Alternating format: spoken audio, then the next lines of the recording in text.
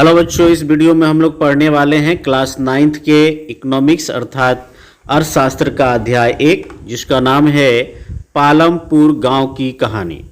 ठीक है, तो आइए जो है इस अध्याय को हम लोग पढ़ते हैं। यहाँ अवलोकन में देखिए क्या लिखा जा रहा है। इस कहानी का उद्देश्य उत्पादन से संबंधित कुछ मूल विचारों से परिचित कराना है, और ऐसा हम एक काल्पनिक गांव पालमपुर की कहानी के माध्यम से कर रहे हैं। यानी हम लोग जिस पालमपुर के बारे में यानी पालमपुर गांव के बारे में हम लोग पढ़ने वाले हैं, एक्चुअली इस नाम का कोई गांव जो है भारत में नहीं है। यह एक काल्पनिक गांव को लेकर जो है भारत के गांव की तस्वीर या भारत देश की तस्वीर को दिखाने का प्रयास किया जाएगा यहाँ पे। और इस कहानी का उद्देश्य क्या है? इस कहानी का उद्देश्य है उत्पादन से संबंधित जो कुछ मूल विचार हैं उनको बताना। ठीक है, कि उत्पादन के लिए जो है कौन कौन चीज़ों की ज़रूरत होती है, क्या क्या चीज़ों की आवश्यकता होती है, इसको बताना है। क्लियर? पालमपुर में खेती मुख्य क्रिया है, यानी पालमपुर के जो लोग हैं वो खेती बाड़ी करते हैं। आपको पता है कि भारत को कहा जाता है कि भारत जो है गाँवों का देश है, और गाँव जो है कृषि पर डिपेंडेंट होते हैं। वैसे भारत का इतिहास जब आप उठा के देखेंगे तो जो सिंधु घाटी सभ्यता जैसी एक विकसित सभ्यता रही है, आर्य इन्वेडरों के कारण जो है यहाँ के शहर ध्वस्त हो गए और धीरे धीरे जो है यहाँ ग्रामीण सभ्यता विकसित हुई। आर्यों ने ग्रामीण सभ्यता को विकसित करने का काम किया, ऐसा इतिहास में आप पढ़े होंगे। फिर भी अभी जो है वर्तमान में हम बात करें तो भारत जो है गाँव का देश है, और गाँव के लोग जो है मुख्य रूप से कृषि पर आधारित होते हैं। तो पालमपुर के बारे में भी वही है कि पालमपुर जो गांव है वहाँ की मुख्य क्रिया क्या है? कृषि है। जबकि अन्य कई क्रियाएं जैसे कि लघु स्तरीय विनिर्माण, डेयरी, परिवहन आदि सीमित स्तर पर की जाती है। अन्य भी क्रियाएं वहाँ होती है, जैसे कि छोटे छोटे उद्योग धंधे हैं, डेयरी का जो काम होता है, या सामानों को जो है ले जाना ले आना, परिवहन, ये सब सीमित स्तर पे है। इन उत्पादन क्रियाओं के लिए विभिन्न प्रकार के संसाधनों की आवश्यकता होती है। कोई भी काम करना है तो उसके लिए हमें संसाधन चाहिए, है ना? बिना संसाधन के जो है हम किसी काम को अंजाम नहीं दे सकते हैं। तो विभिन्न प्रकार के संसाधनों की जरूरत होती है, जैसे कि प्राकृतिक संसाधन, मानव निर्मित वस्तुएं, मानव प्रयास, मुद्रा आदि तमाम संसाधनों के द्वारा ही जो है किसी प्रकार का जो है उत्पादन किया जा सकता है। पालमपुर की कहानी से हमें विदित होगा कि गांव में इच्छित वस्तुओं और सेवाओं को उत्पादित करने के लिए विभिन्न संसाधन किस प्रकार समायोजित हैं। यदि मान लीजिए हम चाहते हैं कि किसी वस्तु का उत्पादन करें या कोई सेवा जो है दें या लें, तो फिर जो है किस प्रकार से हमको जो है वहाँ जो उपलब्ध संसाधन हैं वे हमें संसाधन का हम किस प्रकार समायोजन करते हैं, इसको जानेंगे। ठीक है, यहाँ पे देखिएगा एक फिगर दिया हुआ है, सॉरी ये देखिए, ये जो फिगर दिया हुआ, यहाँ बैलगाड़ी से जो है कुछ सामान को ले जाते हुए यहाँ ट्रैक्टर दिखाया गया है, सड़क पक्की दिखाई गई है, ये जो है फसलें दिखाई गई हैं, एक गांव का दृश्य ये दिखाया गया। ठीक है, वैसे भी भारत के ज़्यादातर गांव इस तरह से विकसित नहीं मिलेंगे आपको, जो अभी ये सीन दिखाई दे रहा है। फिर भी जो है यहाँ पालमपुर के बारे में बताया जा रहा है, तो आइए पालमपुर को लेकर डिस्कस करते हैं। परिचय में क्या लिखा जा रहा है? पालमपुर आस पड़ोस के गाँव और कस्बों से भली भांति जुड़ा हुआ है। आस पड़ोस के गांव और कस्बों से भली भांति जुड़ा हुआ है का मतलब हो गया कि सड़क की व्यवस्था है, आने जाने की व्यवस्था है। एक बड़ा गांव जो रायगंज है, पालमपुर से 3 किलोमीटर की दूरी पर है। पालमपुर से 3 किलोमीटर की दूरी पर रायगंज नाम का एक बड़ा गांव है। प्रत्येक मौसम में यह सड़क गांव को रायगंज और उससे आगे निकटतम छोटे कस्बे शाहपुर से जोड़ती है। एक छोटा कस्बा है, उसके निकट रायगंज के निकट कौन सा है? शाहपुर है, तो उससे जोड़ती है। प्रत्येक मौसम में जैसे ही कहा जा रहा है, इसका मतलब क्या निकलता है? इसका मतलब निकलता है कि वो सड़क जो है पक्की है। बरसात के दिनों में जो है वर्षा के कारण जो है सड़क जो है आवागमन वहाँ अवरुद्ध नहीं होता है। तो इस चीज़ को दिखाने का प्रयास किया जा रहा है कि प्रत्येक मौसम में जुड़ाव रहता है आसपास के गाँव से और कस्बों से। ठीक है, इस सड़क पर गुड़ और अन्य वस्तुओं से लदी हुई बैलगाड़ियाँ, भैंसा बग्घी से लेकर अन्य कई तरह के वाहन जैसे मोटरसाइकिल, जीप, ट्रैक्टर, ट्रक तक देखे जा सकते हैं। यानी बड़ी बड़ी गाड़ियाँ भी वहाँ जाती है, बैलगाड़ी वगैरह ये सभी चीज़ें जाती हैं। मोटरसाइकिल से भी लोग आते जाते हैं। सड़क अच्छी है, सड़क जो एक गांव से दूसरे गांव को जोड़ने के लिए जो सड़क है वो अच्छी है, इस चीज़ को बताने का प्रयास किया जा रहा है। इस गांव में विभिन्न जातियों के लगभग 450 परिवार रहते हैं पालमपुर में। ठीक है, गांव में 450 परिवार रहते हैं लगभग। यदि ऑन एवरेज आप एक परिवार में 4 लोग भी आप ऐड करते हैं तो 4 से 5 लोग ऐड करते हैं तो वहीं 2000 के आसपास लोगों की संख्या है, वहाँ पे आबादी है। गांव में अधिकांश भूमि के स्वामी जो है उच्च जाति के 80% परिवार हैं। जैसे कि भारत की ही तस्वीर है, ये पालमपुर के माध्यम से भारत की तस्वीर को दिखाने का प्रयास किया जा रहा है कि वहाँ पे जो है जो अधिकांश भूमि है, ज़्यादातर जो ज़मीन है जो कि उच्च जाति के जो लोग हैं, जो स्वर्ण हैं, तो 80 परिवार वहाँ पे है पालमपुर में, उन्हीं के कब्जे में है, वहीं उसके स्वामी हैं, भूस्वामी वहीं लोग हैं। उनके मकान जिसमें से कुछ बहुत बड़े हैं ईंट और सीमेंट के बने हुए हैं, जो कि उच्च वर्ग के लोग हैं उनके मकान ईंट सीमेंट के बने हुए हैं। ठीक है। अनुसूचित जाति जो कि दलित या डिप्रेस्ड क्लास के लोगों की संख्या गांव की कुल जनसंख्या का 1/3 है। यानी वहाँ अनुसूचित जाति के भी लोग हैं। यदि 450 परिवार है तो लगभग जो है 150 परिवार उनका है, तो वे लोग भी वहाँ निवास करते हैं और वे गांव के एक कोने में काफ़ी छोटे घरों में रहते हैं, है ना। डिप्रेस्ड क्लास जिसको दबाने का काम किया गया, मनुस्मृति आप पढ़ेंगे तो आपको क्लियर हो जाएगा कि आखिर इनकी स्थिति ऐसी क्यों है। तो वे जो है बहुत छोटे घरों में रहते हैं जिनमें कुछ मिट्टी और फूस के बने हुए घर हैं। और उधर दूसरी तरफ दिखाया जा रहा है कि जो अधिकांश जो भूमि है उच्च जाति के लोगों के पास है, जो 80 परिवार हैं, और उनके मकान जो है बड़े बड़े हैं, ईंट के बने हुए हैं, सीमेंट के बने हुए हैं। ठीक है। अधिकांश के घरों में बिजली है वहाँ पे पालमपुर में। खेतों में सभी नलकूप बिजली से ही चलते हैं। यानी ये चीज़ को दिखाया जा रहा है कि वहाँ सिंचाई की भी अच्छी व्यवस्था है। नलकूप जो है बिजली से चलाकर जो है सिंचाई अच्छे से किया जाता है और इसका उपयोग विभिन्न प्रकार के छोटे कार्यों के लिए भी किया जाता है। नलकूपों का उपयोग पालमपुर में 2 प्राथमिक विद्यालय और एक हाई स्कूल है। 2 प्राइमरी स्कूल है और एक हाई स्कूल भी वहाँ अवेलेबल है, 5वां तक। प्राइमरी स्कूल में 5th तक पढ़ाई होती है, 1 to 5th, और हाई स्कूल में जो है 10th तक पढ़ाई होती है, तो हाई स्कूल भी है। गांव में एक राजकीय प्राथमिक स्वास्थ्य केंद्र है, यानी सरकारी एक वहाँ स्वास्थ्य केंद्र भी है और एक निजी औषधालय भी है। प्राइवेट एक हॉस्पिटल है जहाँ रोगियों का क्या किया जाता है, उपचार किया जाता है। ठीक है। ये सारी बातें जो है बताई गई। यहाँ लिख रहा है कि उपयुक्त विवरण से स्पष्ट है कि पालमपुर में सड़कों, परिवहन के साधन, बिजली, सिंचाई, विद्यालय, स्वास्थ्य केंद्रों का पर्याप्त विकसित तंत्र है। यानी सभी बात अभी तक हम लोगों ने जो पढ़ाई से यही ज्ञान हमें मिलता है। इन सुविधाओं की तुलना अपने निकट के गाँव में उपलब्ध सुविधाओं से कीजिए कि आपके आसपास का गांव जो है या आपका जो गांव है, क्या वहाँ पे सभी चीज़ें हैं, सड़कें अच्छी हैं, परिवहन की व्यवस्था है, कहीं से आने जाने में आपको कहीं दिक्कत तो नहीं है, 24 घंटा जो है सवारियाँ तो मिलती हैं कि नहीं मिलती है, वहाँ बिजली सही रहता है कि नहीं रहता है, सिंचाई की व्यवस्था है कि लोग जो है वर्षा पे ही निर्भर हैं वहाँ के किसान खेती के लिए।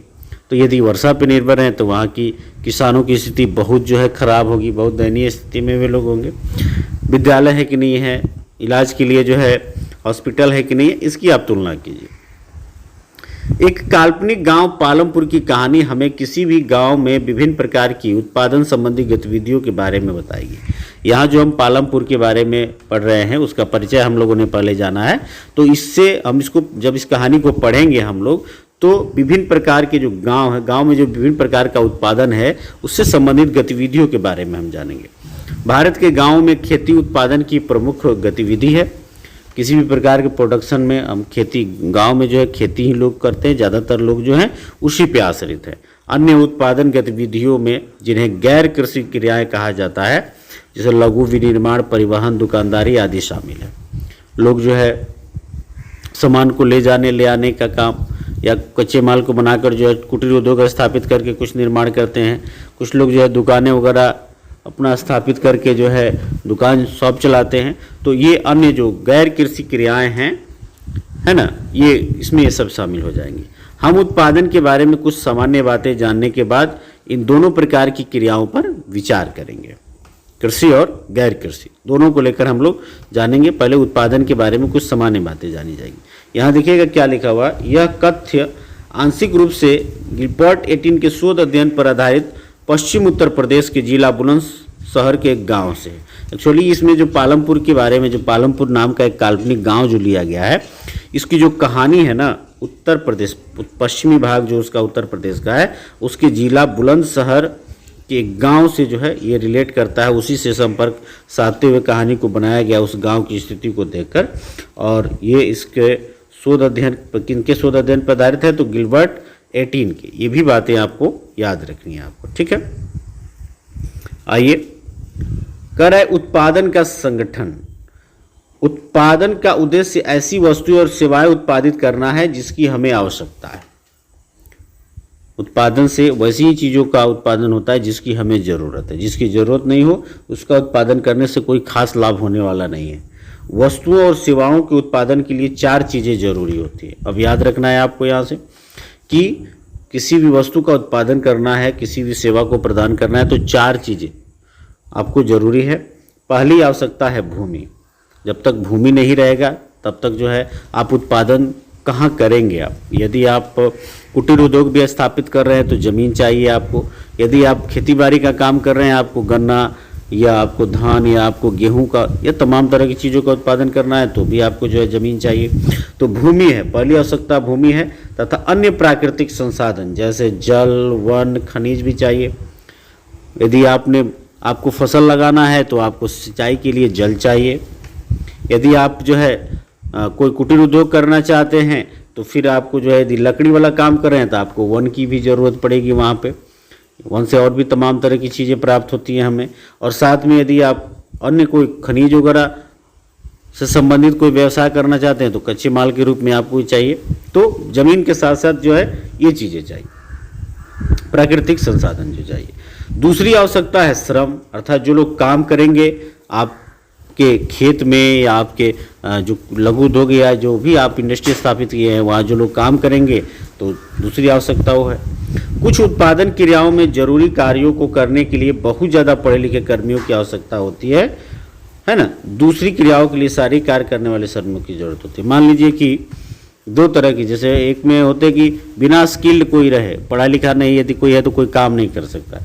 जैसे मैं एक शिक्षक हूँ, तो इस तरह से यदि मैं एक विद्यालय को स्थापित कर दिया या मेरे कोचिंग इंस्टीट्यूट चल रहे हैं, वहाँ पे किसी स्टाफ को रखना है टीचिंग के लिए, तो उसमें तो बहुत ज़्यादा पढ़े लिखे होने की ज़रूरत है, तब वो कर पाएंगे, है ना। या कोई शोध संस्थान की काम है या कोई इस तरह का चीज़ है तो वहाँ पे पढ़े लिखे लोगों की ज़रूरत है ज़्यादा। और दूसरा जो है, यदि मान लीजिए मकान बन रहा है, उसमें किसी लेबर की ज़रूरत है, तो उसको पढ़ा लिखा नहीं कम रहे या नहीं रहे तो भी काम चल सकता है, उससे कोई दिक्कत नहीं है, ठीक है। खेत जोतना है या कुदाल चलाना है, खेती बाड़ी करनी है, तो वहाँ पढ़े लिखे होने की कोई ज़रूरत नहीं। प्रत्येक श्रमिक उत्पादन के लिए आवश्यक श्रम प्रदान करते हैं। उत्पादन के लिए जो श्रमिक का काम होता है वो होता है कि श्रम प्रदान करना, मेहनत करना, ठीक है। तीसरी आवश्यकता भौतिक पूंजी है, अर्थात उत्पादन के प्रत्येक स्तर पर अपेक्षित कई तरह के आगत। अब देखिए, जो उत्पादन की तीसरी आवश्यकता है वो क्या है, भौतिक पूंजी है। क्या अब भौतिक पूंजी को हम समझेंगे, क्या भौतिक पूंजी के अंदर कौन कौन सी मदें आती है, इसको लेकर हम जानेंगे कि क्या क्या चीज़ें हैं भौतिक पूंजी के अंतर्गत। जैसे कह रहा है कि औजार, मशीन, भवन। औजारों तथा मशीनों में अत्यंत साधारण औजार जैसे किसान का हल।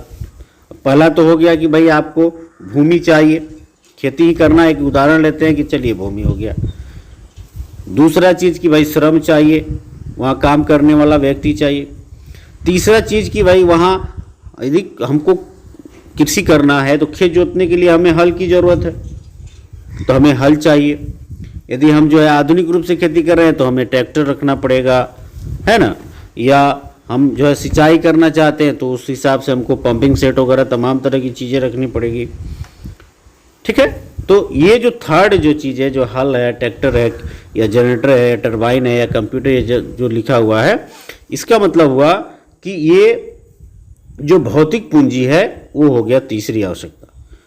तो परिष्कृत मशीन, जैसे कि साधारण रूप से बात किया जाए तो किसान के हल से लेकर परिष्कृत मशीन जैसे जनरेटर, टरबाइन, कंप्यूटर आदि आते हैं। औजारों, मशीनों और भवनों का उत्पादन में कई वर्षों तक प्रयोग होता है और इन्हें अस्थायी पूंजी कहा जाता है। देखिए, अस्थायी पूंजी इनको क्यों कहते हैं। जैसे कि औजार की बात करें, यदि मैंने जो है कोई पंपिंग सेट खरीदा है तो 1 दिन 2 दिन 10 दिन में ख़त्म होने वाला नहीं है, वो कई साल तक चलेगा। 10 साल 20 साल उसकी क्वालिटी के ऊपर जो है 30 साल 50 साल चलेगा। मकान बना है तो ऐसा नहीं कि 2 साल या 1 साल या 10 दिन में ख़त्म हो जाएगा, वो कई सालों तक रहेगा। ठीक है।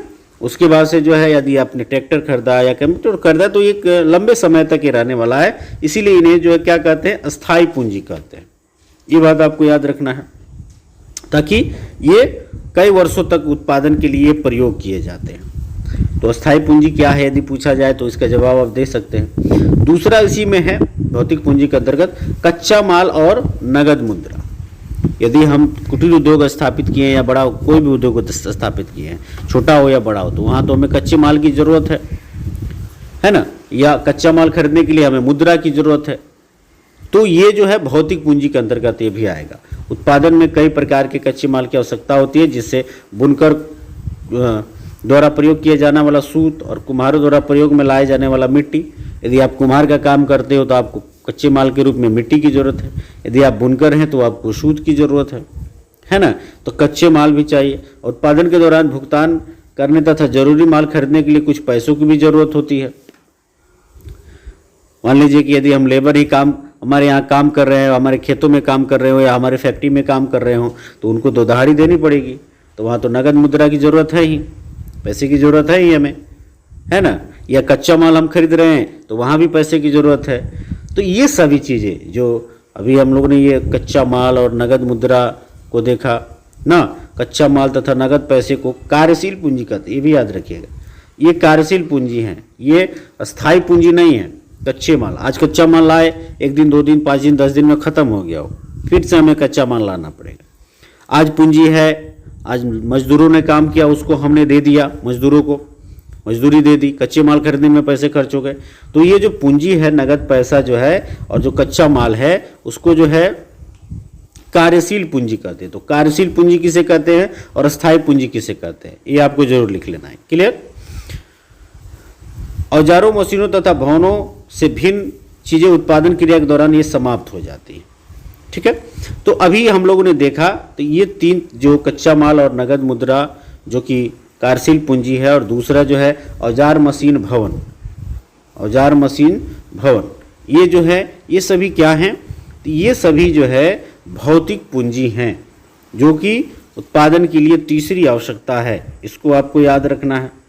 एक चौथी आवश्यकता भी होती है, आपको स्वयं उपभोग हेतु या बाजार में बिक्री हेतु उत्पादन करने के लिए भूमि, श्रम और भौतिक पूंजी को एक साथ करने योग्य बनाने के लिए ज्ञान और उद्यम की आवश्यकता पड़ेगी। आपको मैंने जो है ज़मीन दे दिया, मजदूर भी दे दिए कि लो भाई, उसके साथ मैंने आपको बीज भी दे दिया, मजदूरों को पैसा देने के लिए मैंने आपको क्या बोलते हैं पूंजी भी दे दी कि भाई उनको आप दहाड़ी दे देंगे। फिर भी आपको ज्ञान यदि नहीं है, आपको जानकारी ही नहीं है कि खेती कैसे किया जाए, कैसे करवाया जाए, तो क्या आप सही उत्पादन कर पाएंगे? संभव नहीं है। मैंने एक फैक्ट्री लगा दी, मशीनें ला दिया उसमें, है ना, मैंने मजदूर की व्यवस्था कर दी और आप उसका सही निगरानी नहीं कर पाए, आपके पास जो है उसका ज्ञान ही नहीं हो कि इसको कैसे चलाया जाए, है ना, वो चीज़ ही नहीं हो, तो फिर आप नहीं कर पाएंगे। तो इसको आजकल जो है मानव पूंजी कहा जाता है, यानी एक स्किल्ड पर्सनालिटी भी वहाँ चाहिए, एक स्किल्ड व्यक्ति भी चाहिए, यानी वहाँ स्किल की भी ज़रूरत है, ज्ञान की भी ज़रूरत है, कुशलता की भी ज़रूरत है, ताकि उसके बाद उत्पादन के बाद बाजार में कैसे बेचना है, उसके बाद कौन उसको खरीदेंगे भाई। तो ये सभी जो है ये मानव पूंजी के अंतर्गत आते हैं। क्लियर। आगे क्या है देखेंगे, थोड़ा सा नीचे से मैं मानव पूंजी कहा जाता है। मानव पूंजी के विकास में और अधिक अध्ययन हम अगले अध्याय में करेंगे। आगे जानना है हम लोग को मानव पूंजी को लेकर, जो है किसी भी तरह की बात है उसको आगे जानना है। यहाँ इस फिगर में देखेंगे, कह रहा है क्या, कारखाने में मशीन पर कार्य करते हुए श्रमिक यहाँ दिखाए गए हैं। चित्र में प्रयुक्त भूमि, श्रम और अस्थाई पूंजी की पहचान कीजिए। तो देखिएगा फिगर में मैं बता दूं आपको, यहाँ पे ये जो फैक्ट्री दिखाया गया है किसी न किसी जमीन पे है, तो भूमि है। उसके बाद से यहाँ श्रमिक काम करते हुए दिखाई दे ही रहे हैं, ये श्रम है जो, ठीक है। और तीसरा भौतिक पूंजी जो है, जो मशीनें लगी हुई हैं जिस पे काम हो रहा है, ये सभी भौतिक पूंजी हैं। तो इसी की पहचान करने की बात कही जा रही है। क्लियर? आगे है उत्पादन भूमि, श्रम और पूंजी को संयोजित करके संगठित होता है, जिन्हें उत्पादन के कारक कहा जाता है।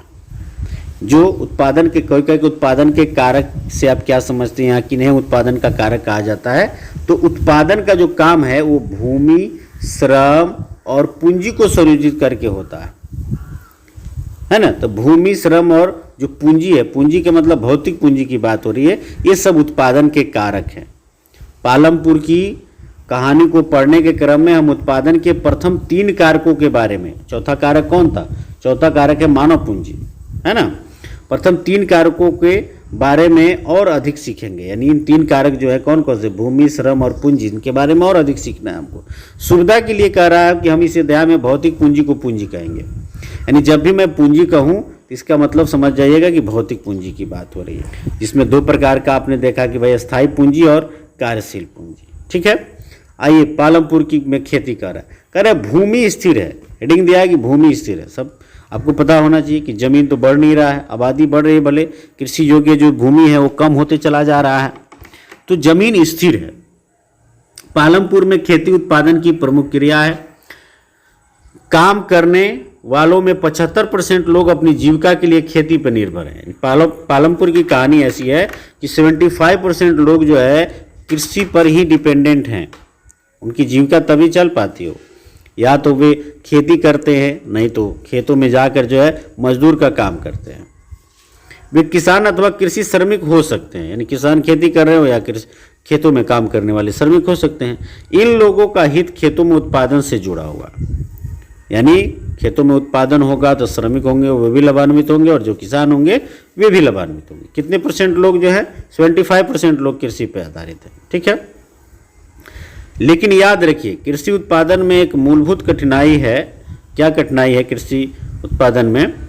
तो खेती में प्रयुक्त भूमि जो है क्षेत्र वस्तुतः स्थिर होता है। जिस भी भूमि का हम प्रयोग करते हैं वो क्या होता है कि स्थिर होता है। ऐसा तो नहीं है कि आज मेरा जो भूमि है वो 1 कट्ठा है, कल जो है वो और एक धुर बढ़ गया बिना खरीदे, ऐसा तो नहीं होता है।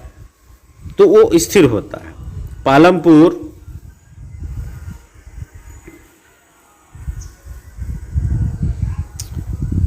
में वर्ष 1960 में आज तक जुताई के अंतर्गत भूमि क्षेत्र में कोई विस्तार नहीं हुआ है।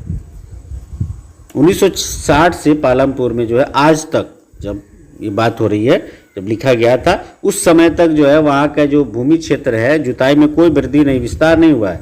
उस समय तक गांव की कुछ बंजर भूमि को कृषि योग्य भूमि में बदल दिया गया था। जो बंजर भूमि थी, जो परती भूमि थी, जिस पे कोई फसल नहीं उपजाया जाता है, उसको क्या किया गया था? कृषि योग्य भूमि लायक बना दिया गया था। उसके बाद से कोई विस्तार नहीं हुआ है। नई भूमि को खेती योग्य बनाकर कृषि उत्पादन को और बढ़ाने की कोई गुंजाइश नहीं है। यानी अब ऐसा नहीं है सारे परती वाले जो भी बंजर भूमि थे सबको हमने उपयोग में ला दिया था। अब कोई नई भूमि नहीं दिखाई दे रही है जिसको जो है, जहाँ पे जो है उसको भी खेती बाड़ी के लिए उपयोग में लाया जाए। इस तरह की स्थिति है। यहाँ पे देखिएगा एक पॉइंट दिया हुआ है हाईलाइट करके, भूमि मापने की मानक इकाई हेक्टेयर है। हेक्टेयर में भूमि मापते हैं। यद्यपि गांवों में भूमि का मापन बीघा में, गुंठा में आदि में किया जाता है। कट्ठा, बीघा, है ना, एकड़, ये तमाम तरह के पैमाने प्रयोग किए जाते हैं। 1 हेक्टेयर जो है 100 मीटर की भुजा वाले वर्ग के क्षेत्रफल के बराबर होता है। यानी लंबाई और चौड़ाई, एक स्क्वायर यदि यहाँ ड्रॉ किया जाए, ये इसका ये 100 मीटर हो और फिर ये भी 100 हो, लंबाई चौड़ाई दोनों 100 हो, तो ये जो ज़मीन होगा वो कितना होगा? 100 × 100 1 हेक्टेयर होगा। कितना होगा? 1 हेक्टेयर होगा। क्लियर हैं आप? तो वही कह रहा है कि 100 मीटर की भुजा वाले वर्ग के क्षेत्रफल के बराबर होता है। क्या आप 1 हेक्टेयर के मैदान के क्षेत्र की तुलना अपने स्कूल के मैदान से कर सकते हैं? आप जहाँ भी पढ़ते हैं वहाँ वो आपके लिए एक वर्ग दिया है, आप देख लेंगे उसको। आगे है, क्या उसी भूमि से अधिक पैदावार करने का कोई तरीका है? सवाल ये खड़ा होता है कि भूमि तो स्थिर है, भूमि तो बढ़ नहीं रही है, तो कोई ऐसा विकल्प है कि नहीं है, कोई ऐसा उपाय है कि नहीं है कि हम वहीं से ज़्यादा पैदावार कर सकें, इसको लेकर बात किया जाएगा। यहाँ जिस प्रकार की फसल पैदा की जाती है और जैसी सुविधाएं उपलब्ध हैं उन्हें देखते हुए पालमपुर उत्तर प्रदेश के पश्चिमी भाग के गांव की तरह लगता है, इसको लेकर हम डिस्कस कर चुके हैं। पालमपुर में समस्त भूमि पर खेती की जाती है, कोई भूमि बेकार नहीं छोड़ी जाती है। बरसात के मौसम में मौसम जो खरीफ उस समय फसल उपजाए जाते हैं, किसान जो है ज्वार और बाजरा उगाते हैं। इन पौधों को पशुओं को चारे के लिए प्रयोग में लाया जाता है ना।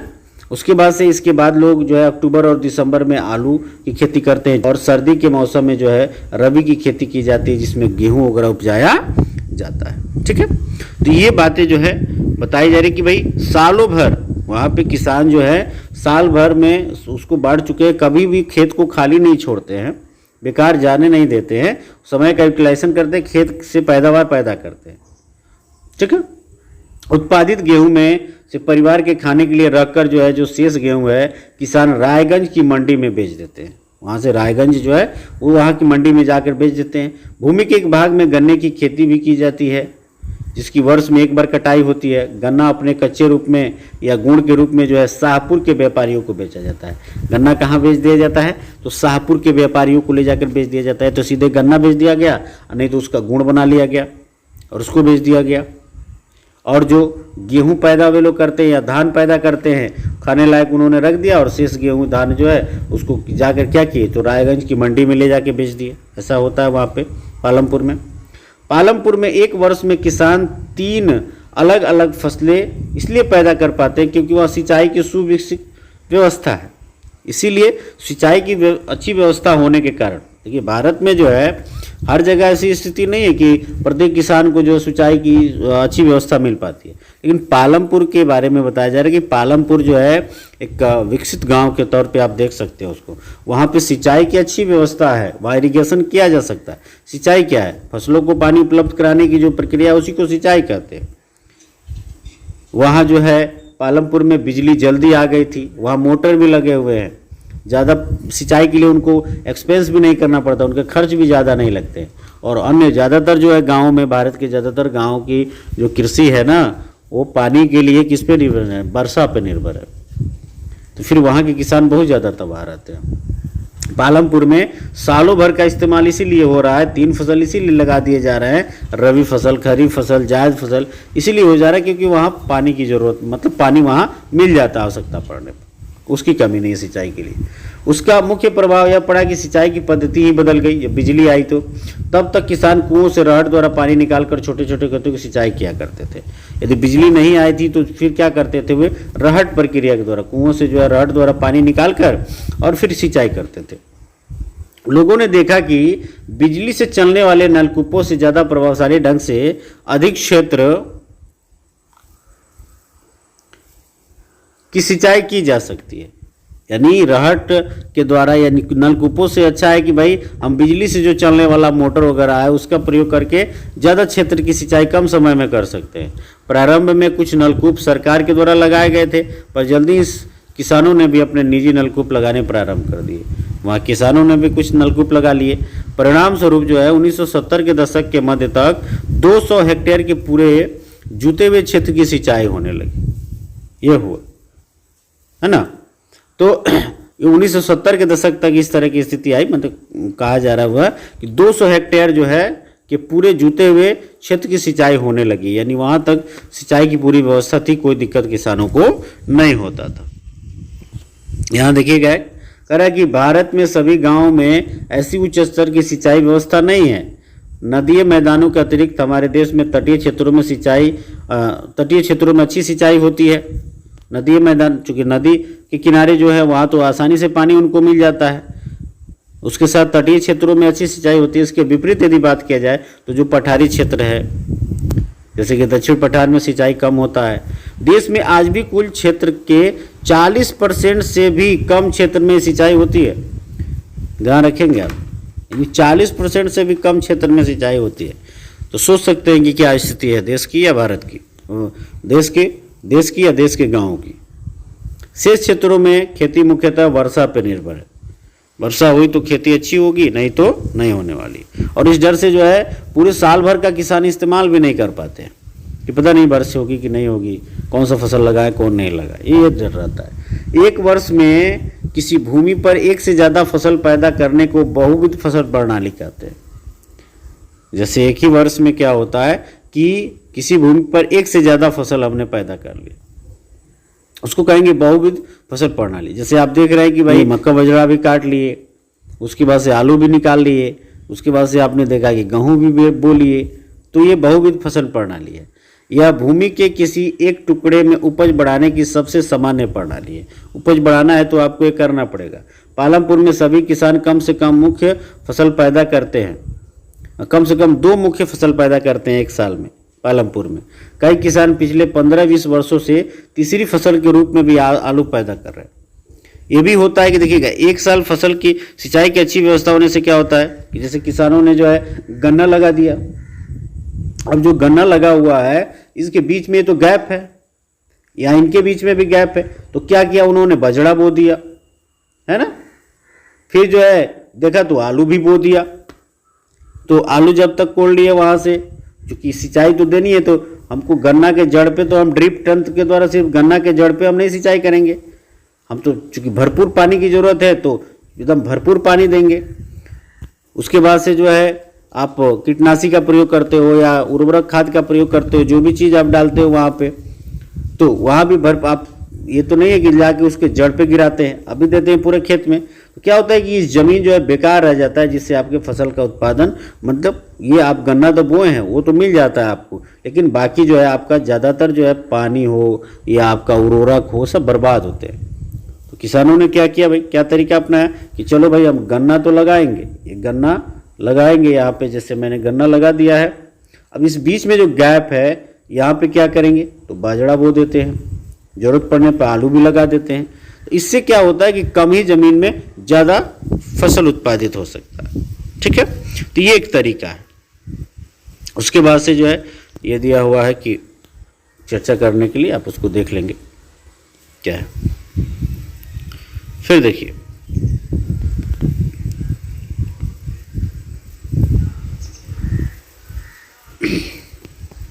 यहां पे देखिएगा,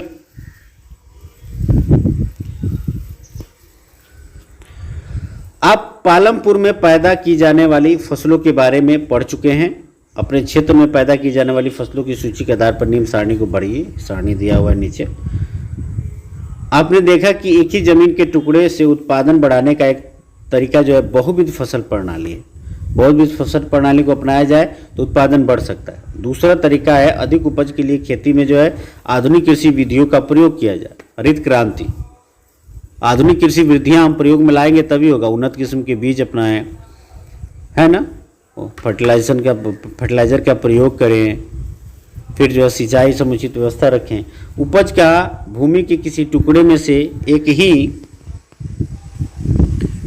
मौसम में पैदा की गई फसल के रूप में मापा जाता है ना। 1960 के दशक के मध्य तक खेती में पारंपरिक बीजों का प्रयोग किया जाता था। जो पारंपरिक बीज होते थे जो कि चलते हुए आ रहे हैं, उसी का प्रयोग किया जाता था पालमपुर में, जिसकी उपज अपेक्षाकृत कम थी। परंपरागत बीजों को कम सिंचाई की आवश्यकता होती थी, पानी कम देना होता था। किसान उर्वरकों के रूप में गाय के गोबर या दूसरी प्राकृतिक खाद का प्रयोग कर लेते थे। यह सब किसानों के पास तत्काल ही उपलब्ध थे, उन्हें इनको खरीदना नहीं पड़ता था। पानी उनको जो है कम मिल गया। उसके बाद से जो है वो जो किसान ने जिन पशुओं को रखा है, जो उनके मल मूत्र हैं, उसका उन्होंने जो है खाद बना के उसमें डाल दिया। तो ये परंपरागत बीज लगाते थे। 1960 के दशक के अंत में हरित क्रांति ने भारतीय किसानों को अधिक उपज वाले बीजों, जो HYV है, कौन है, HYV, जो हाई यील्ड वेराइटी यानी अधिक उपज वाले बीज, इसी को HYV कहेंगे यहाँ पे, के द्वारा जो है गेहूं और चावल को खेती करने के तरीके सिखाए। जब हरित क्रांति आई 1960 के दशक में, तो भारतीय किसानों को अधिक उपज वाले जो बीज के द्वारा गेहूं और चावल की खेती करने के तरीके सिखाए गए। कि भाई इसको आप लगाएं अपने खेतों में तो उतना ही जमीन है, उतना ही आप संसाधन दे रहे हो। थोड़ा सा ये है कि सिंचाई ज़्यादा करनी पड़ेगी लेकिन अच्छे पैदावार होंगे। परंपरागत बीजों की तुलना में HYV की बीजों से एक ही पौधे से जो है ज़्यादा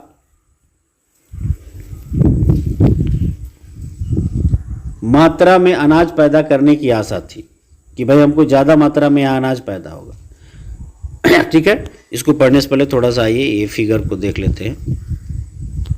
ये फिगर देखिए आप, यहाँ लिखा हुआ है आधुनिक कृषि के तरीके HIV बीज। यहाँ देखिए ये जो है आधुनिक कृषि विधियाँ। यहाँ आपको सिंचाई की कई सारी विधियाँ हैं। नहर से सिंचाई कर सकते हैं, पंपिंग सेट से कर सकते हैं, बिजली के द्वारा जो है बांध बना के कर सकते हैं, है ना। पानी को रोक के जो है बिजली उत्पादित हुई, फिर जो है हमने मोटर लगा दिया, सिंचाई कर रहे हैं। ये जो है पहले जो है निराई वगैरह किया जाता था ना। आजकल जो है क्या किया जाता है कि जो खरपतवारनाशी है उसका प्रयोग करते हैं, कीड़ों को मारने के लिए कीटनाशी का प्रयोग किया जाता है।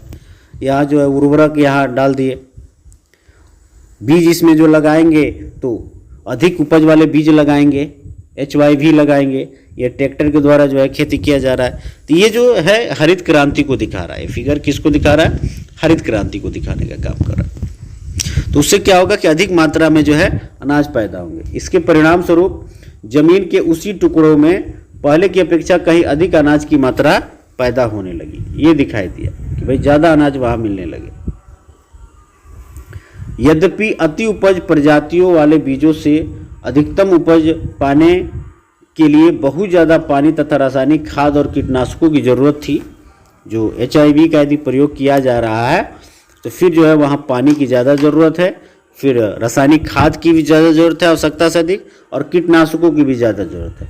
अधिक के उपज केवल अति उपज प्रजातियों वाले बीजों, सिंचाई, रासायनिक उर्वरक और कीटनाशकों आदि के संयोजन से ही संभव था। ऐसा नहीं था कि सिर्फ जो है ला के उन्नत किस्म का बीज लगा दिए, उसको पानी नहीं दिए अधिक मात्रा में, उसको जो है उर्वरक नहीं दिए तो बड़ा अच्छा फसल हो जाएगा, ऐसा नहीं है। भारत में जो है पंजाब, हरियाणा और पश्चिम उत्तर प्रदेश के किसानों ने खेती के आधुनिक तरीकों का सबसे पहले प्रयोग किया। तो पंजाब, हरियाणा और पश्चिमी उत्तर प्रदेश के लोग जो है खेती के आधुनिक तरीकों का ज़्यादा प्रयोग करते हैं। सबसे पहले उन्होंने प्रयोग किया और आज भी वहाँ आधुनिकता है तो वहाँ के किसान खुश हैं, है ना। अब पाते होंगे कि भाई इधर बिहार साइड से जो किसान हैं वो जाते हैं पंजाब में क्या करने, भाई तो जा रहे हैं वहाँ पे जो है हम वहाँ धान काटेंगे, वहाँ पे जा रहे हैं गेहूँ कटाई करने, वहाँ जो है गन्ना के लिए। आखिर ऐसा क्यों है? वहाँ के किसान जो है यहाँ के किसानों, यहाँ के मजदूरों को क्यों वहाँ जाना पड़ता है? कहीं ना कहीं जो है उन्होंने आधुनिक तरीका अपनाया, इसीलिए जो है उनका जो क्षेत्र है वो ज़्यादा विकसित है। तो जहाँ पे आधुनिकता नहीं है कृषि में, जो हरित क्रांति का प्रयोग नहीं कर रहे हैं, वहाँ जरूर करना चाहिए। वहाँ की सरकार को भी विशेष रूप से ध्यान देना चाहिए। इन क्षेत्रों में किसानों ने खेती में सिंचाई के लिए नलकूप और HYV बीजों, रासायनिक उर्वरकों, कीटनाशकों का प्रयोग किया। ठीक है, उनमें से कुछ ने ट्रैक्टर और फसल गहाने के लिए मशीन भी खरीद ली कि भाई हम जुताई ट्रैक्टर से करेंगे, कम समय में हो जाएगा। फसल को लगाने के लिए मशीन, जिसने जुताई और कटाई के काम को तेजी कर दिया। गहाई के लिए जो है वहाँ भी मशीन ले लेंगे, मजदूर की ज़रूरत नहीं पड़ेगी। इनसे गेहूं की ज़्यादा पैदावार प्राप्त हुई, ऐसा देखा गया। ठीक है, पालमपुर में परंपरागत बीजों से गेहूं की उपज 1300 किलोग्राम प्रति हेक्टेयर थी। प्रति हेक्टेयर 1300 किलोग्राम थी पालमपुर में। और HYV बीजों से उपज जो है 3200 किलोग्राम हो गई। तो सीधे आप समझ सकते हैं 13 दूनी 26 और फिर उसमें 26 में 6 जोड़े, 2.5 गुना ज़्यादा पैदावार होने लगा, कम नहीं हुआ, प्रति हेक्टेयर तक पहुंच गई। गेहूं के उत्पादन में बहुत अधिक वृद्धि हुई। किसानों के पास बाजार में बेचने को अब जो है अधिशेष गेहूं की मात्रा उपलब्ध थी। गेहूं की मात्रा जो है काफ़ी मात्रा उनको उपलब्ध थी, यानी उनको खाने के अलावा जो है ज़्यादातर गेहूं क्या होने लगे, बचने लगे। किसान तो लाभान्वित ही होंगे। ठीक है, उसके बाद से जो है ये बहुविध फसल प्रणाली को लेकर चर्चा कर रहा है। यहाँ पे देखिएगा ये दिया हुआ है, दालों तथा गेहूं का उत्पादन जो है करोड़ टन में, यहाँ अलग अलग ईस्वी में दिया हुआ है। कि देखिए कैसे जो है बढ़ते क्रम में आपको दिखाई दे रहा है आधुनिकता की ओर आने पर। ठीक है, आइए इधर आते हैं।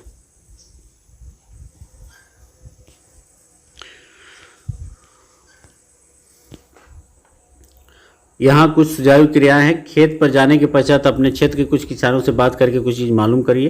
ये विद्यार्थियों का ड्यूटी है, आप उसको देख लेंगे। फिर है, क्या भूमि यह धारण कर पाएगी? भूमि एक प्राकृतिक संसाधन है, अतः इसका सावधानीपूर्वक प्रयोग करने की जरूरत है। वैज्ञानिक रिपोर्ट से संकेत मिलता है कि खेती की आधुनिक कृषि विधियों ने प्राकृतिक संसाधन आधार का अति उपयोग किया है।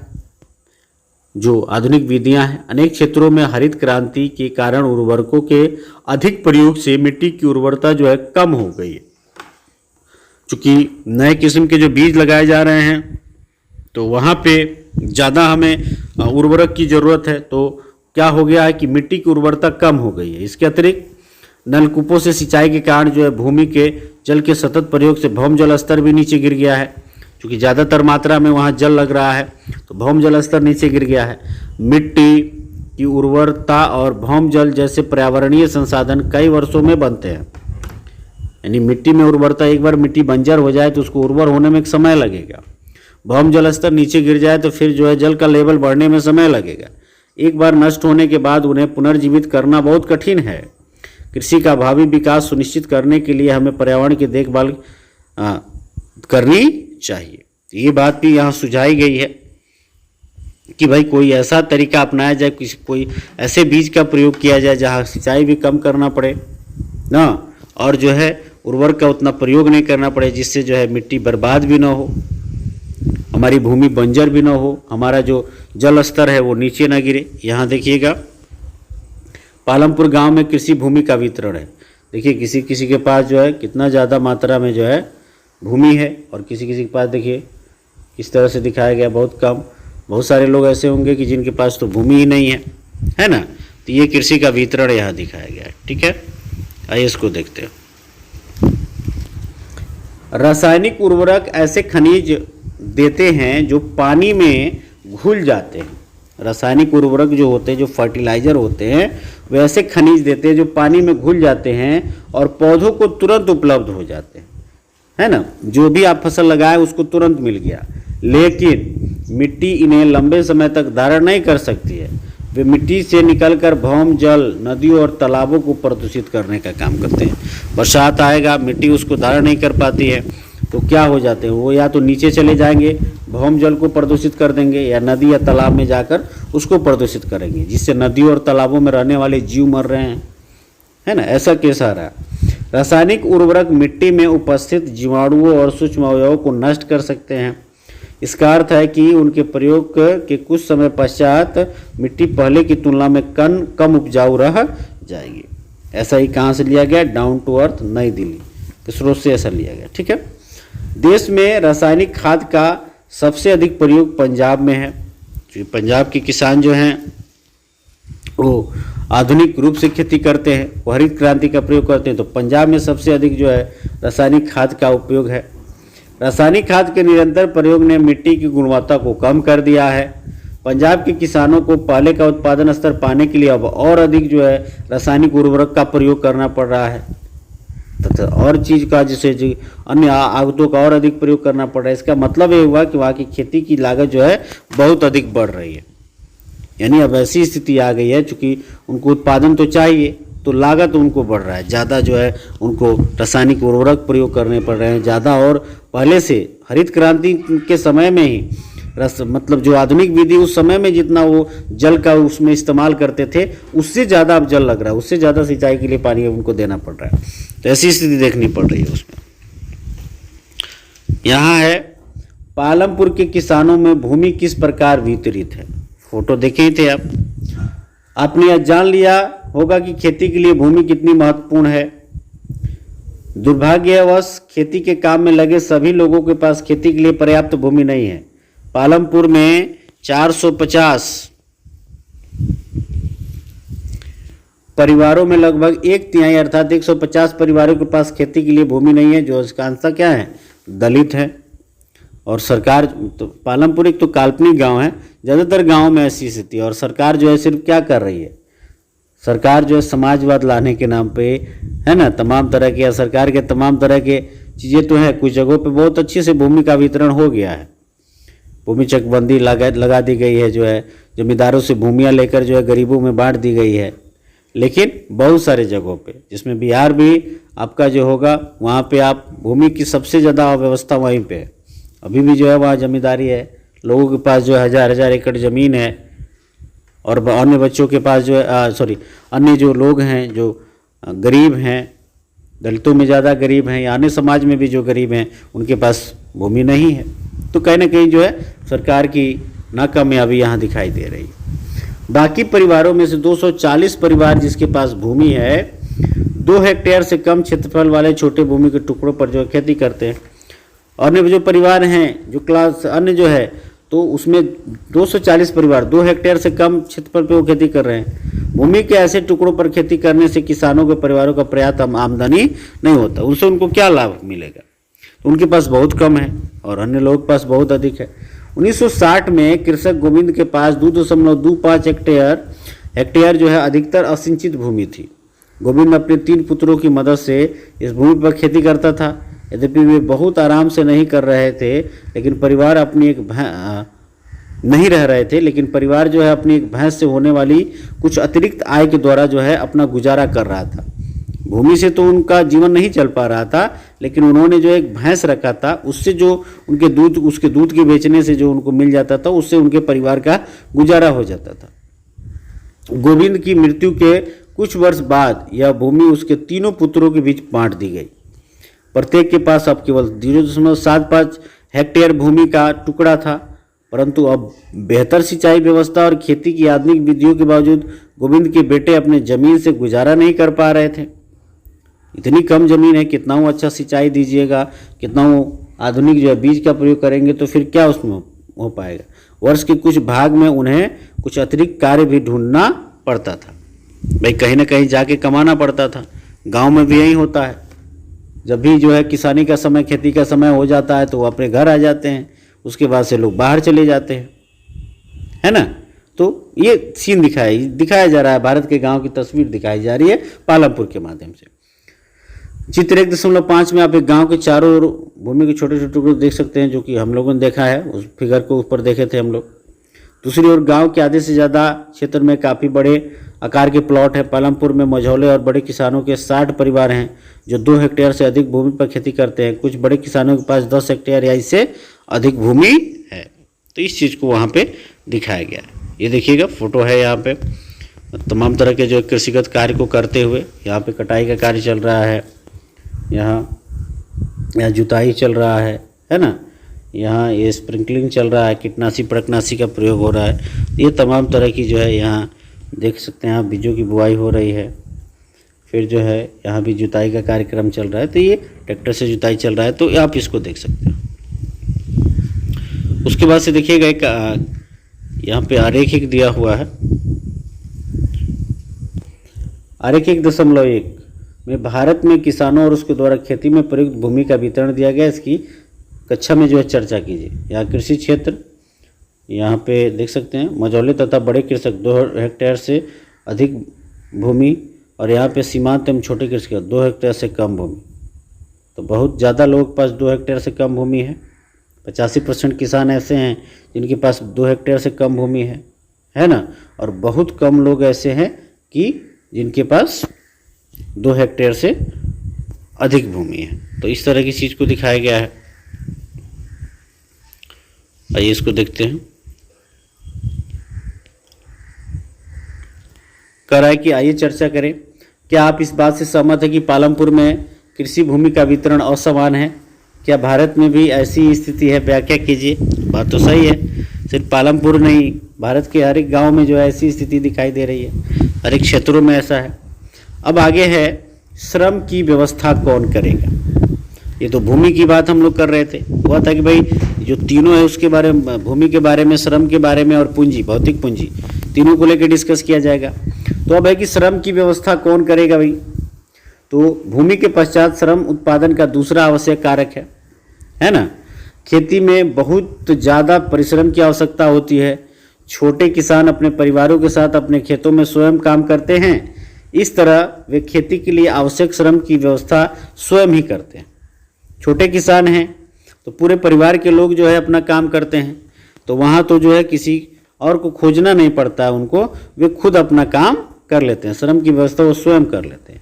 मझौले और बड़े किसान जो अपने खेतों में काम करने के लिए दूसरे श्रमिकों को क्या करते हैं, किराए पर लाते हैं। ठीक है, तो ये होता है जो मझौले और बड़े किसान, उनके साथ खेतों में काम करने के लिए श्रमिक या तो भूमिहीन परिवारों से आते हैं या बहुत छोटे प्लॉटों में खेती करने वाले परिवारों से आते हैं। वे लोग या तो उनके पास ज़मीन नहीं है या तो ज़मीन है तो बहुत कम है, उनकी खेती में ज़्यादा समय नहीं लगता है। खेतों में काम करने वाले श्रमिकों का उगाई गई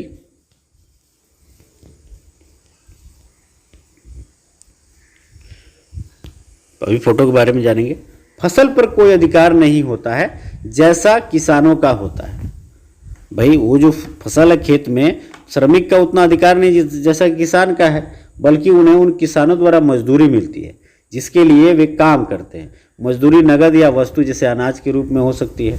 हो सकता है कि भाई आप काम कीजिए, आपको हम मजदूरी देंगे, क्या बोलते हैं, नगद पैसा देंगे, या नहीं तो जो है उस अनाज का हिस्सा होता है कि भाई आपने 20 बोरा यदि हमको दिया या 15 बोरा दिया तो 1 बोरा हम आपको दे देंगे। इस तरह से अपने अलग अलग क्षेत्रों में अलग अलग हिसाब। कभी कभी श्रमिकों को भोजन भी मिलता है। मजदूरी एक क्षेत्र से दूसरे क्षेत्र, एक फसल से दूसरी फसल और खेत में एक दूसरे कृषि कार्य जैसे बुआई और कटाई के लिए अलग अलग होता है। अलग अलग काम के लिए अलग अलग मजदूरी होता है। क्षेत्र बदलता है, मजदूरी बदल जाती है। फसल बदलता है, मजदूरी बदल जाती है। काम बदलता है, मजदूरी बदल जाती है। रोजगार की अवधि में भी काफ़ी भिन्नताएं हैं। खेत में काम करने वाले श्रमिक या तो दैनिक मजदूर के आधार पर काम करते हैं या उन्हें कार्य विशेष जैसे कटाई या पूरे साल के लिए काम पर रख लिया जाता है ना। तो ऐसा भी होता है, या तो दाढ़ी एक दिन दैनिक विशेष पे काम करेंगे या पूरे साल के लिए रख लेते हैं। डाला पालमपुर में, डाला के बारे में पढ़ने से पहले थोड़ा सा ये इसको देख लेते हैं। ये देखिए, ये डाला है, यहाँ पे डाला और एक महिला है, महिला का नाम है, इनका नाम जो भी है अभी, रामकली, महिला का नाम है जो है रामकली है, और ये डाला है। इनकी बातों को देखते हैं क्या ये बात कर रहे हैं आपस में। आजकल काम मिलना कठिन है, केवल बड़े किसान ही हमें रखते हैं और वह भी बहुत कम दिनों के लिए। ये डाला कह रहा है इस बात को। रामकली क्या करिए, घनश्याम एक बड़ा किसान है और उसने अभी अभी एक हार्वेस्टर खरीदा है ना, इसलिए इस वर्ष कटाई के मौसम में हमें और भी कम काम मिलेगा। पिछले वर्ष मैंने जो है पूरे वर्ष में 5 माह से भी कम समय तक काम किया था। अब दोनों बात कर रहे हैं कि भाई ये आधुनिकता आ रही है तो हमारी स्थिति भी खराब होती चली जा रही है। इसका कहना है कि बड़े किसान जो है हमको काम दे पाते हैं, बाकी लोग तो जो जिनके पास कम भूमि है वो अपने से कर पाते हैं। अब रामकली कह रही कि अब स्थिति यह है कि भाई बड़े किसान के आप तो वो तो ट्रैक्टर ला रहे हैं, बुआई के लिए उनके पास व्यवस्था है, जुताई की व्यवस्था है, निराई के लिए जो है वो कीटनाशी पड़कनाशी तमाम तरह की चीज़ों का जो है खरपतवारनाशी, निराई के लिए खरपतवारनाशी का प्रयोग कर लेते हैं। तो ये जो है काम कर लेते हैं। उसके बाद से जो अब कटाई के लिए भी वो हार्वेस्टर ला लिए हैं, तो बहुत कम अब हमको काम करने के लिए मिल रहा है। फिर कह रहा है क्या है, हमारे पास जुताई के लिए ट्रैक्टर, कटाई के लिए हार्वेस्टर तथा गहाई के लिए थ्रेसर है। हार्वेस्टर से काट लेते हैं और गहाई का काम थ्रेसर से कर लेते हैं। यहाँ तक कि खरपतवार को भी साफ करने के लिए जो है किसान जो है खरपतवार नाशकों को छिड़कते हैं। ये स्थिति चल रही है। इस रामकली क्या करे, इस बार मुझे रायगंज में ईंट भट्टे पर काम करने की तलाश करनी पड़ेगी, यानी काम की तलाश करनी पड़ेगी।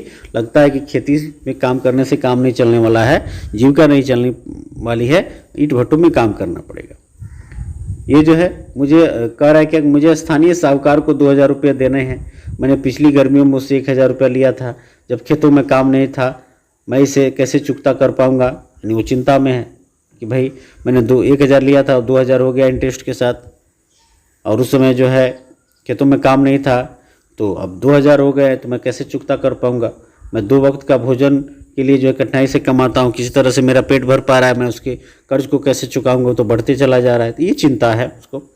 महिला करे कि मेरी स्थिति भी ज़्यादा अच्छी नहीं है, पिछले कर्ज के कारण साहूकार मुझे ऋण देने से मना कर देते हैं। यानी पिछली बार मैंने कर्ज लिया था, ये डाला और रामकली, ठीक है, यहाँ पर बातचीत है। डाला और रामकली गांव के सबसे निर्धन नागरिकों में से हैं, तो ये लोगों की बातचीत की यहाँ पे दिखाई गई है। तो इस तरह की स्थिति है गांव में, लोगों की ऐसी स्थिति है। यहाँ देखिएगा क्या कह रहा है कि डाला पालमपुर में दैनिक मजदूरी पर काम करने वाला एक भूमिहीन श्रमिक है। इसका मतलब है कि उसे लगातार काम ढूंढते रहना पड़ता है, क्योंकि उसके पास ज़मीन नहीं है, तो कहीं ना कहीं उसको काम ढूंढना पड़ता है। काम मिलता है तो जाता है, काम करता है। सरकार द्वारा खेतों में काम करने वाले श्रमिकों के लिए दिन का न्यूनतम वेतन 300 रुपया, मार्च 2017 से जो है 300 रुपया निर्धारित है, लेकिन डाला को मात्र 160 रुपये ही मिलते हैं। सरकार ने जो निर्धारित किया है वो जमीनी स्तर पर नहीं है, उसको 160 में ही काम करना पड़ते हैं। पालमपुर में खेतिहर श्रमिकों में बहुत ज़्यादा स्पर्धा है, इसलिए लोग जो है कम वेतन में काम करने को सहमत हो जाते हैं, क्योंकि ज़्यादातर लोग जो है भूमिहीन हैं, मजदूर ज़्यादा हैं, उनमें बहुत ज़्यादा कंपटीशन है। तो 300 कौन मांगे भाई, दे दो भाई, हमें 150 ही दे दो, मैं आधे पे ही काम कर लूँगा तुम्हारे पास चल के। मजबूरी है, पेट की आग है, परिवार को किसी तरह जिलाना है, तो ऐसी स्थिति सहमत हो जाते हैं। डाला अपनी स्थिति के बारे में रामकली से शिकायत करता है, जो कि एक अन्य खेतिहर श्रमिक है। डाला और रामकली दोनों गांव के निर्धन व्यक्तियों में से है। तो इस देख सकते हैं कि भारत की क्या तस्वीर है, भारत के गाँव की, है ना। उसके आगे देखते हैं, यहाँ चर्चा करने डाला और रामकली खेतिहर श्रमिक गरीबी क्यों है, ये चर्चा करने की है, आप देख लेंगे उसको। आगे है खेतों के लिए आवश्यक पूंजी। अब पूंजी की बात करें तो भौतिक पूंजी की बात हो गई, ये तो श्रमिक की बात हम कर रहे थे, है ना। अब है पूंजी की। आप पहले ही देख चुके हैं कि खेती के आधुनिक तरीकों के लिए बहुत अधिक पूंजी की आवश्यकता होती है, अतः अब किसानों को पहले की अपेक्षा ज़्यादा पैसे चाहिए खेती करने के लिए। अधिसंख्य के छोटे किसानों को पूंजी की व्यवस्था करने के लिए पैसा उधार लेना पड़ता है। वे जाते हैं कहीं ना कहीं से पैसा उधार लेते हैं, तब जाके उनकी खेती हो पाती है, ठीक है। वे बड़े किसानों से या गांव के साहूकारों से या खेती के लिए विभिन्न आयातों की पूर्ति करने वाले व्यापारियों से कर्ज लेते हैं। बड़े गांव के जो साहूकार हैं या बड़े बड़े किसान हैं या जो भी लोग दे सकते हैं, वे उनसे कर्ज ले लेते हैं, ठीक है। ऐसे कर्जों पर जो है ब्याज की दर बहुत ऊंची होती है, कर्ज चुकाने के लिए उन्हें बहुत कष्ट सहने पड़ते हैं। आइए सविता की कहानी को पढ़ते हैं, फिर देखते हैं कि क्या करने, किस तरह से कष्ट उनको झेलने पड़ते हैं। सविता एक लघु कृषक है, छोटी किसान है, ठीक है। वह अपनी एक हेक्टेयर जमीन पर गेहूं पैदा करने की योजना बनाती है। बीज और कीटनाशकों के अतिरिक्त उसे पानी खरीदने और खेती के औजार की मरम्मत करवाने के लिए नगद पैसों की जरूरत है। भाई बीज हमें खरीदना है, कीटनाशक खरीदना है, पानी भी हमको खरीदना ही पड़ेगा, खेती के लिए जो मेरे पास औजार है उसको मरम्मत करवाना पड़ेगा, तो उसको नगद पैसे की जरूरत है। उसका अनुमान है कि कार्यशील पूंजी के रूप में ही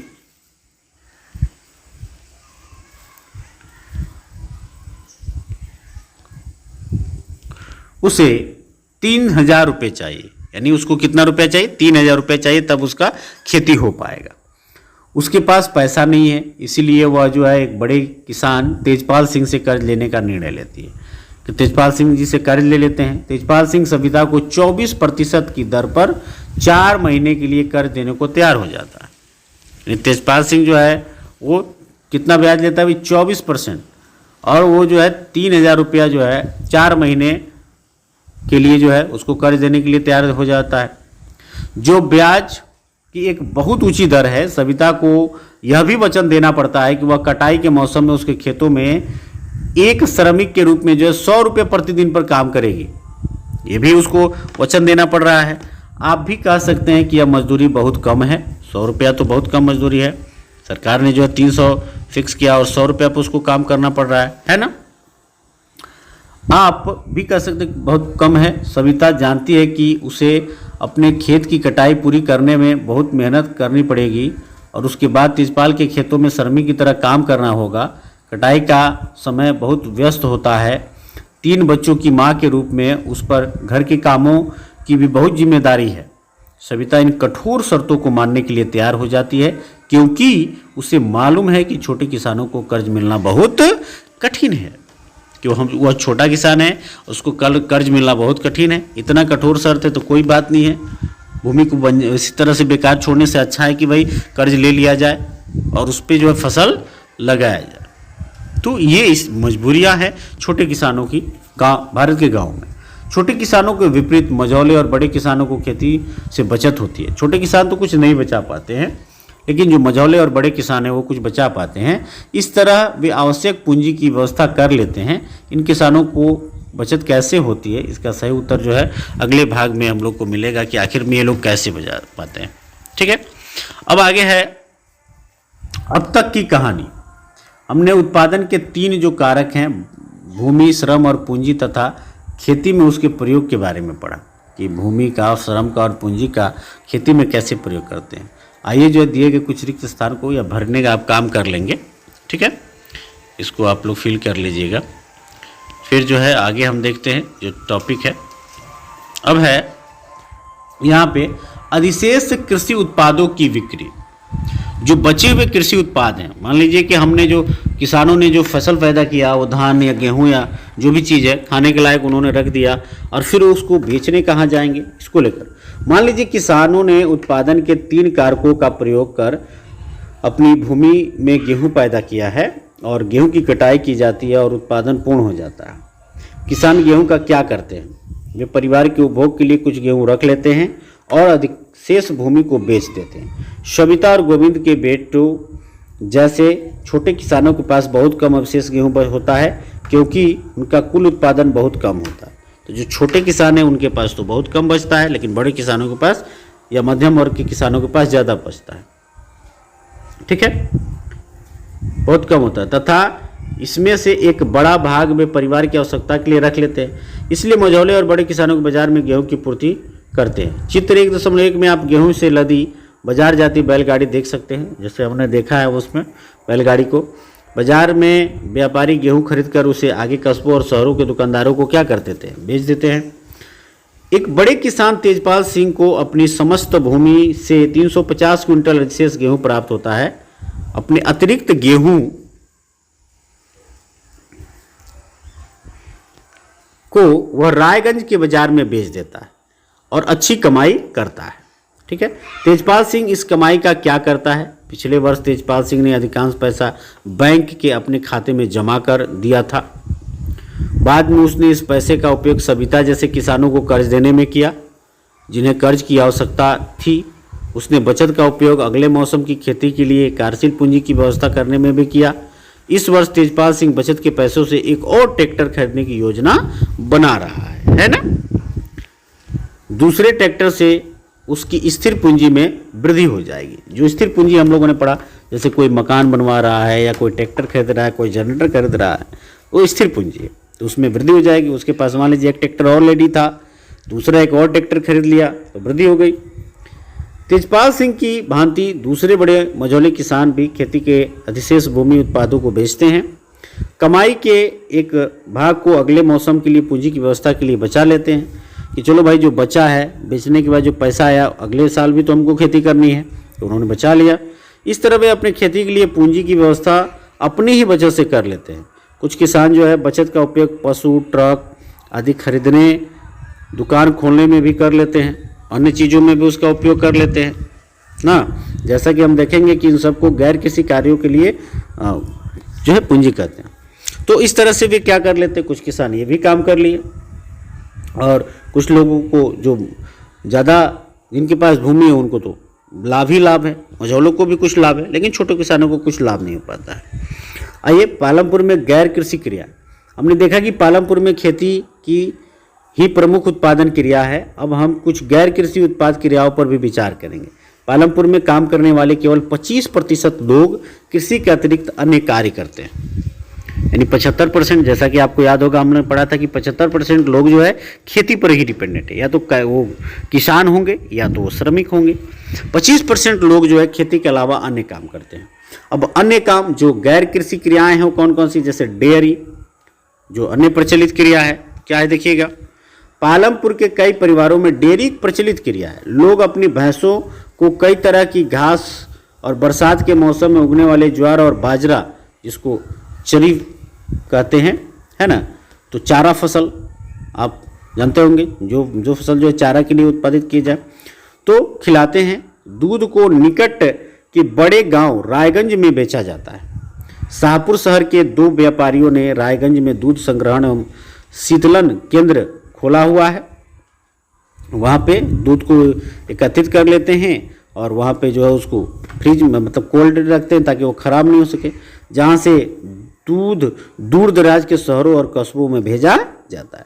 ठीक है, फिर यहाँ चर्चा करने के लिए दिया हुआ है, यहाँ इसको देख लेंगे आप।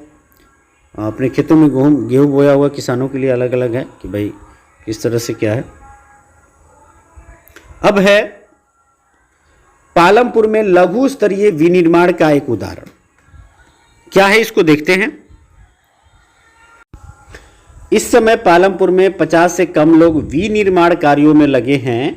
शहरों और कस्बों में बड़ी फैक्ट्रियों में होने वाले विनिर्माण के विपरीत पालमपुर में विनिर्माण में बहुत सरल उत्पादन विधियों का प्रयोग होता है। यानी शहरों में जो बड़ी बड़ी जो फैक्ट्रियां हैं, जो वहाँ जो विनिर्माण होता है पालमपुर में बहुत सरल तरीके से होता है और उन्हें छोटे पैमाने पर ही किया जाता है।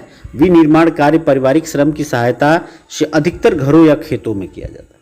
ठीक है, परिवार के लोग होते हैं, उसी से विनिर्माण हो जाता है। श्रमिकों को कभी कभार ही किराए पर लिया जाता है, यानी छोटे पैमाने पे विनिर्माण वहाँ हो रहे हैं।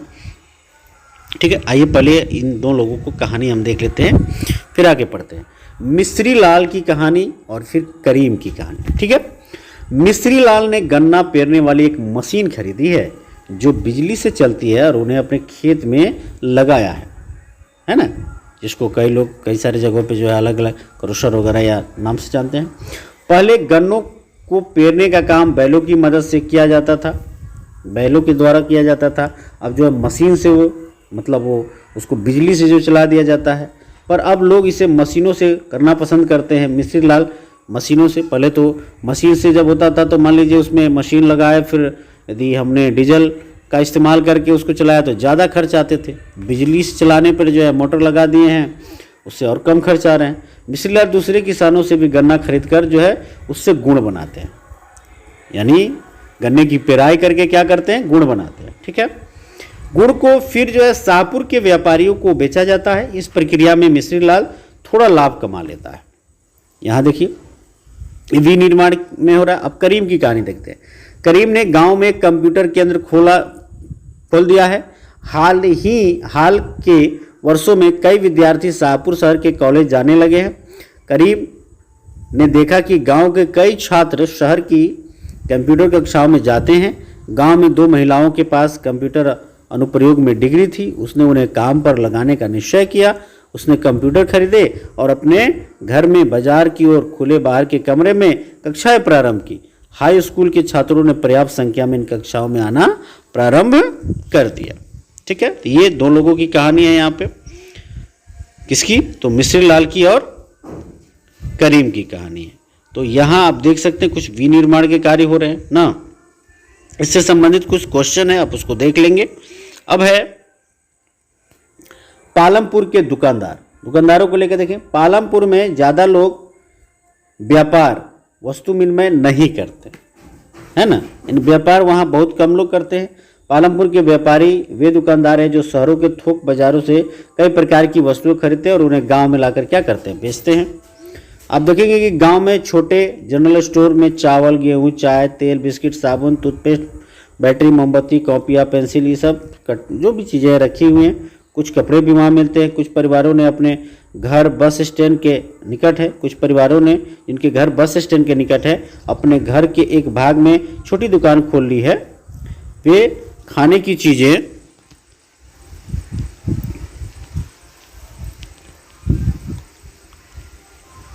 बेचते हैं ना, खाने की चीज़ें बेचते हैं। अब देखिए फिर है परिवहन। तेजी से विकसित होता है एक क्षेत्र। पालमपुर और रायगंज के बीच सड़क पर कई प्रकार के वाहन चलते हैं।